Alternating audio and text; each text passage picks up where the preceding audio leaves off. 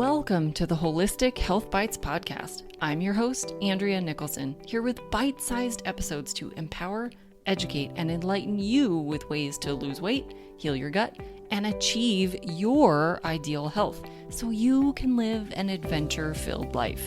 Let's dive in. Hi, and welcome back to the Holistic Health Bites podcast. In this episode, we will be discussing the causes of heart disease and hypertension, specifically how this relates to metabolic health. Yes, heart disease and high blood pressure are both metabolic disorders. Heart disease is still the leading cause of death in both men and women in the U.S., with just under 700,000 deaths every year, and it affects over 81 million people walking amongst us. And nearly half of all adults in the U.S. have high blood pressure, with slightly higher rates in men than women, but about half of the population. Now, to be considered elevated blood pressure, that's anything over 120/80.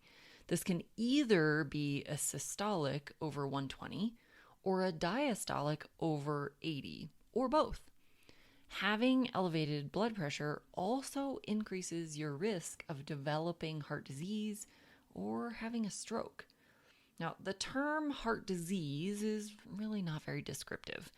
It encompasses a wide variety of health conditions like hypertension, a thickening of the heart muscle, blood vessel plaques, or really nearly any other condition of the heart or the cardiovascular system.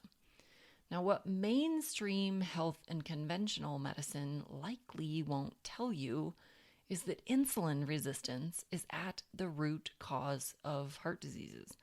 Nearly everyone with high blood pressure also has insulin resistance, and new research is showing that insulin resistance and high insulin levels cause the development of heart diseases. Now, the great news is that in most cases of heart disease and hypertension, they can be improved through diet and lifestyle, not necessarily using medications or even surgeries. Sadly, standard practices still use medications as a first line. But what does the research actually say about these medications specifically for hypertension? Well, randomized clinical control trials have shown that medications either don't improve or only slightly improve outcomes of otherwise healthy people that have stage 2 hypertension, meaning they have a systolic over 140 or a diastolic over 90 or both. And a review of 38,000 patient charts found no reduction in risk of heart disease events or risk of death in those that had mild hypertension when they were taking medications. So there's two major studies that have been conducted that show little to no benefit in a lot of people taking heart disease or hypertension medications. So let's get back to the causes of hypertension and heart disease. Both can be caused by a variety of factors, and some do require some specialized treatment, like in those who have kidney or endocrine disorders, sleep apnea, vascular abnormalities, and if they're taking some medications that cause the hypertension. The most common cases are directly related to other factors like obesity, a sedentary lifestyle, excessive alcohol consumption, smoking, stress, family history, or genetics. What is little discussed is the insulin resistance piece, but insulin resistance is directly tied to nearly all cardiovascular diseases. In fact, abdominal obesity comes with the increased risk of fat around your organs like your liver, which directly relates to insulin resistance. This weight also causes changes in hormones that can alter the kidneys, the adrenal glands, and all the other tissues that can affect blood pressure.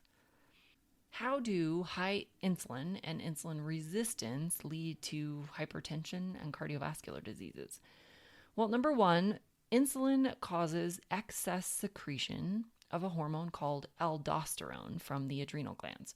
This contributes to the body retaining both salt and water. This increases the volume of the blood and therefore increases blood pressure. Insulin also causes a thickening of the blood vessel walls, which means the inside of the blood vessel is narrower. That's less space for the blood volume to travel in, and this tighter space increases the pressure inside the vessel, again contributing to higher blood pressure. Insulin also activates the sympathetic nervous system, or your stress response, also known as the fight or flight response. This causes blood vessels to constrict. In truly stressful situations, like when you're running from a predator, this constriction is helpful and it can increase blood flow for nutrients and oxygen delivery that you need during the stressful situation. But we don't want to live in this stressed out state all the time. Insulin also decreases nitric oxide release, which prevents the blood vessels from being able to dilate or open up. If the vessels can't dilate, the blood will be under greater pressure. This goes back to the same thing of having smaller space for the blood to travel in. And insulin also causes unhealthy changes to your blood cholesterol, like having smaller, more dense molecules that can more easily infiltrate your blood vessel lining, causing atherosclerosis. And insulin can contribute to there being too many lipids or triglycerides in your blood. And lastly, insulin increases inflammation markers like C-reactive protein. Interestingly, insulin can be anti-inflammatory in insulin-sensitive people, but it increases inflammation in insulin-resistant people. Now, you combine this increased inflammation with increased blood pressure, and you've dramatically increased your risk of blood vessel damage.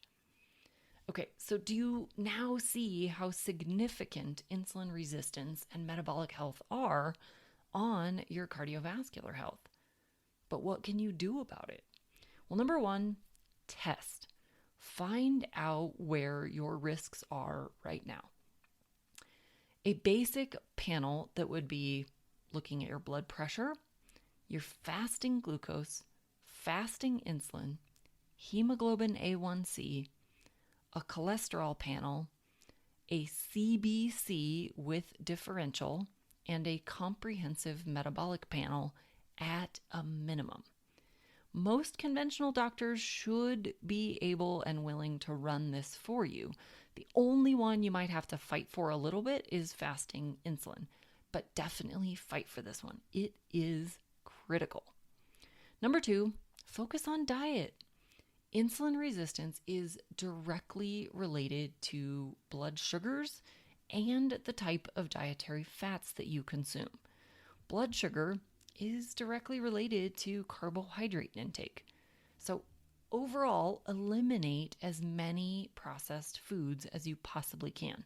This includes baked goods, most bars, pre-made drinks and meals, refined sugars, and low-quality vegetable oils like canola, corn, cottonseed, soybean, safflower, sunflower, grapeseed, and rice bran oils.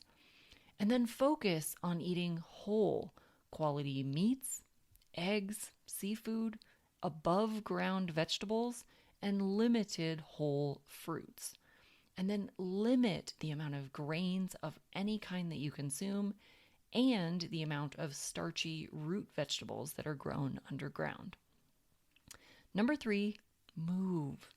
Exercise at least a few days a week and walk every single day. Specifically, walk after meals and do resistance training at least 3 times per week. You can do this with body weight or with added resistance or weight. And number 4, I really recommend that you work with a professional to achieve your goals. This might be your more holistically or functionally minded doctor, a chiropractor, an acupuncturist, a well-trained personal trainer, or a holistic nutritional professional like me. Thank you so much for tuning in this week. If you know anyone who could benefit from this information, please feel free to share it.